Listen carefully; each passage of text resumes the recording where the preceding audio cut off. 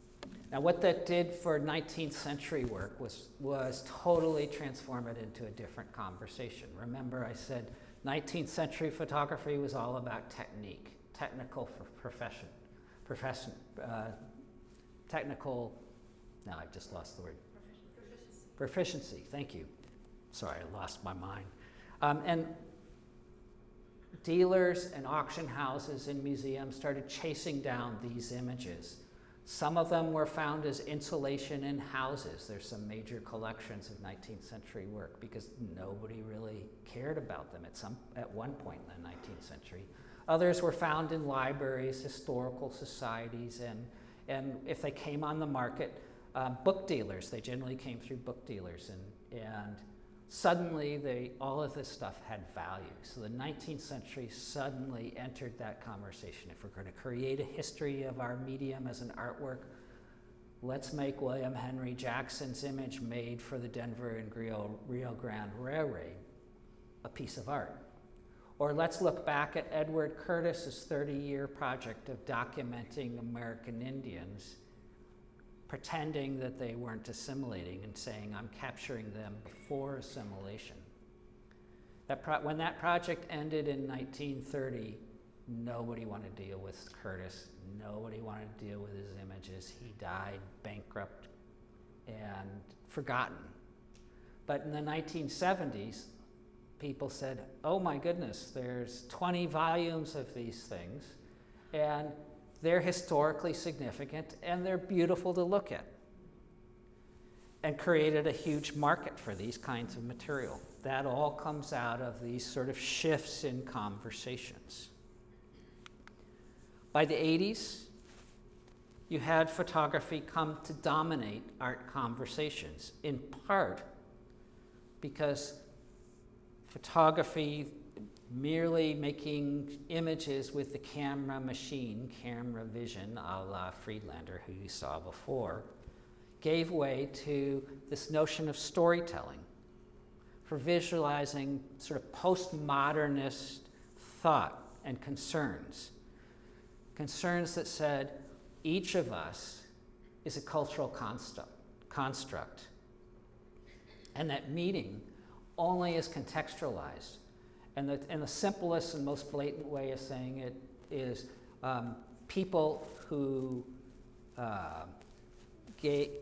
accepted that way of viewing the world suggested that the author themselves, Hemingway, Proust, and so on, were they called dead, that the interpretation is no longer theirs. They might have an idea in writing something, but the interpretation is how we interpret it today with our own worldview. So Cindy Sherman dresses up not as herself, but as any kind of innocuous character that she was used to seeing growing up in Hollywood films. And Joanne Callis presents herself dancing, dealing with that notion of not only identity, but that notion of marriage and that notion of family and community, and the loss that she was dealing with at that time through a divorce. So she's dancing with her own shadow, with her own self. And it's bringing forward those kinds of concerns that have, in many ways, little to do with what you've been seeing the last couple of decades. They're really about something that's made up. You also saw a new split during this time between photographers making art, meaning Ansel Adams, Steichen, Robert Frank, Gary Winogrand, or artists who are using the camera, Ed Ruscha, Cindy Sherman, and so on. And the interesting point about that shift is that if you're an artist, Richard Prince is another one, an artist using the camera, or you called yourself an artist that happens to use a camera as a tool, you could get 10 times the value for your art than if you were a photographer making art.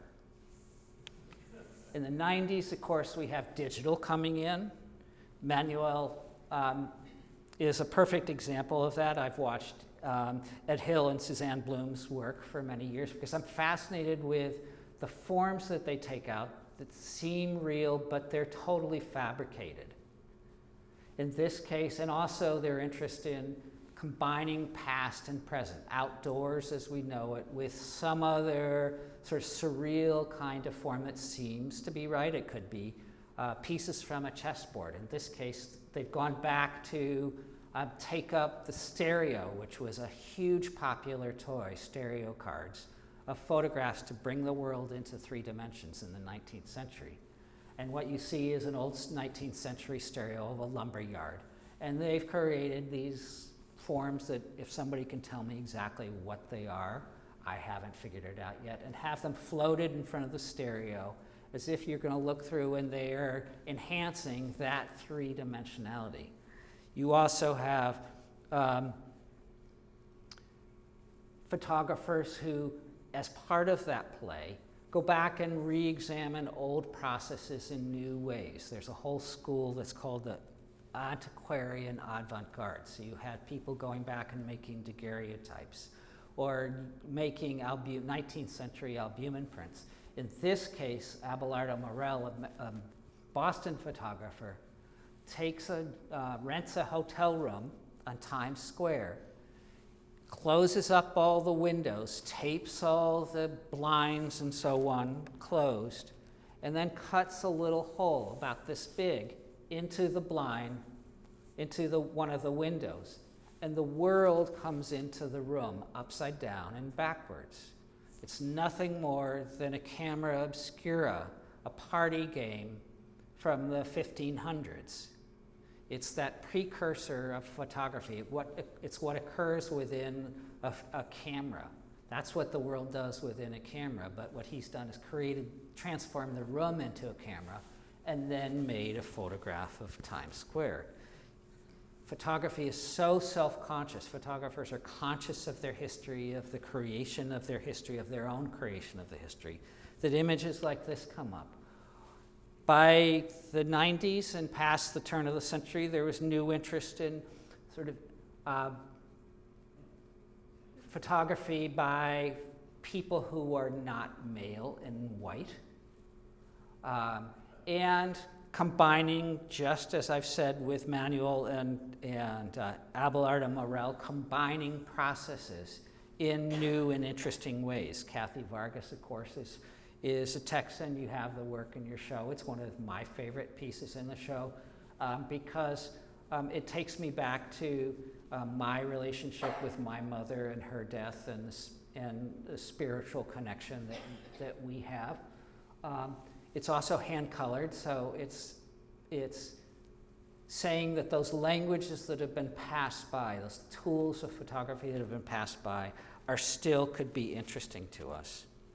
You have photographers also dealing with issues of stereotype, but also continuity.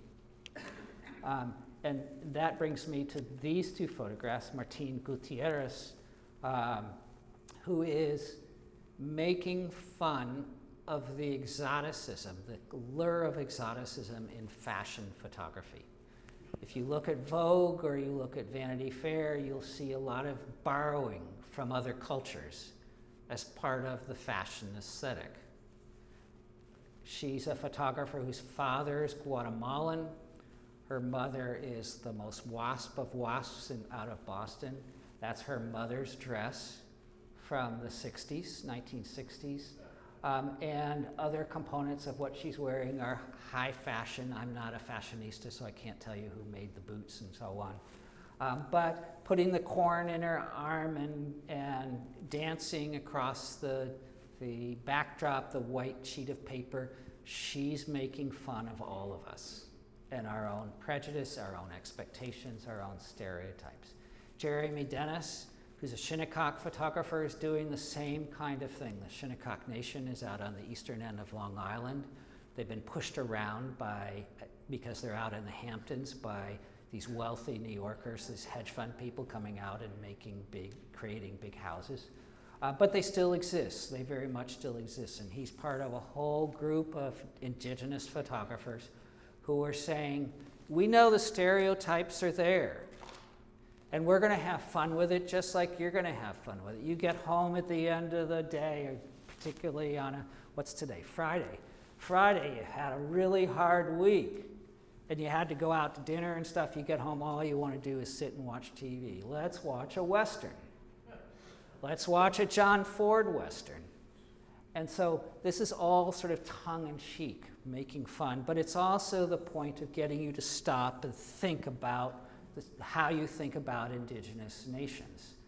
You know, even today there's, when I just did a show about this issue, I found, much to my surprise, that there was over 40,000 indigenous people living in the Dallas-Fort Worth community right now, representing more than 80 nations. I had no idea. But it's part of my learning experience. I'm trying to learn from this, and I go out and look at photographs that'll challenge me and get me to think about these kinds of things. The penultimate, the second last two images I'll show you, and then I know I've been going on too long, are an image by Mike Osborne, a photographer from Austin, Texas. He's gone to Washington, D.C., and he's making fun of what you see and what you don't see. Those of you who've been to Washington, or just look at the towers here in Corpus, all those little windows, what's going on behind all those windows? Those of us who are in those buildings know. Those of us who work in those companies know. But the public doesn't. If you go to Washington, where you've got all these federal employees working for you, but you look in those windows, you don't see much of anything at all. And so he's making fun of that with a press group photographing something going on beyond that fence, but we're not allowed to see it. Likewise, Alex Prager does this kind of thing, and this kind of adds this kind of conversation in a totally different way. What you see is what she calls simply crowd one. If you know Stan Douglas, he's a contemporary videographer, you get a clue of what's going on. What I would suggest, if you think of this, if you look at it closely, you realize nobody's really looking at each other. Nobody's really talking to each other. This is a total and complete setup. Everybody is a prop to create what seems to be, at a glance, a crowd at a racetrack, possibly a baseball game or something like that. And yet it's a total and complete fabrication. It's just her having fun with the notion that photographs will always show you the world, but they'll always lie also. I want to end with these two images. Neither reflect current art world conversations about identity, about the other, about surveillance, about postmodernism. But I still find nourishment out of both of these images.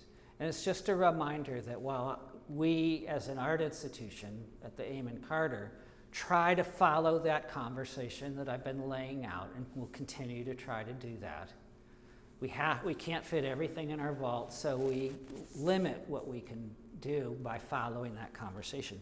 But there's just as many more photographs that aren't necessarily part of that conversation at the moment, that are still really engaging, beautiful art photographs. And the James Evans photograph, The Cloud of Summer, is something I still find, I love going back to, I still find nourishing for its continuance of that Ansel Adams tradition of finding the exceptional in the world. And I'd seen it online, I was quite familiar with it, but seeing it in person, again, was a revelation. And it's the reason I have worked in museum through my career, and it's a reason I go to shows. And the thing that catches my attention, and I encourage you to go take a look, and it may be just me, but if you look along the horizon, everything tips by the telephone pole that you see on the horizon, that takes it out of this otherworldness, although it's partly that, and at the same time puts it in this world of the moment, of today. And it's that axis point that creates that tension. In many ways, the image is like a well-loved poem that you can come back to and relish and enjoy again and again. And I like that part of it, but I also like the fact that it's taken very much of this time, of the 20th and 21st centuries. The other image by Robert Bergman that's in the show is a woman. When I first saw this image, it stopped me in my tracks. I've seen lots of portraits, nothing like this. And I look at her and she's not looking at me. I look at her, in some ways she looks really elegant. She's all dressed up in this beautiful dress. She has lipstick on.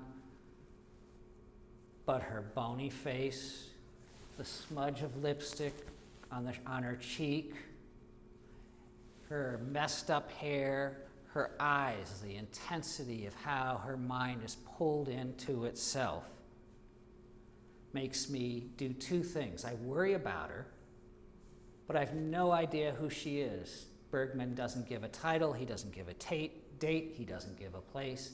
He means for you just to come one-on-one with this person. And ultimately, I can only get so far. And what happens is she turns me back on myself. She makes me think of what's my response to strangers. And how would I respond to her if I met her in the street? And it makes me interrogate that and question, feel a little guilty about it.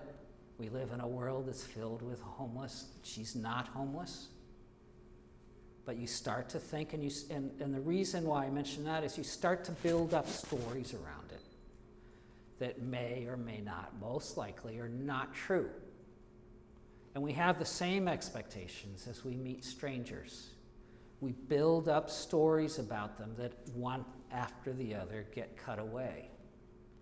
And so this image turns photography back on myself in an important and challenging way.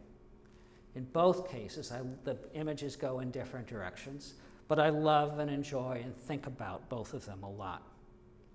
But then I'm very much like Alfred Stieglitz, a photo nerd. Thanks for your time.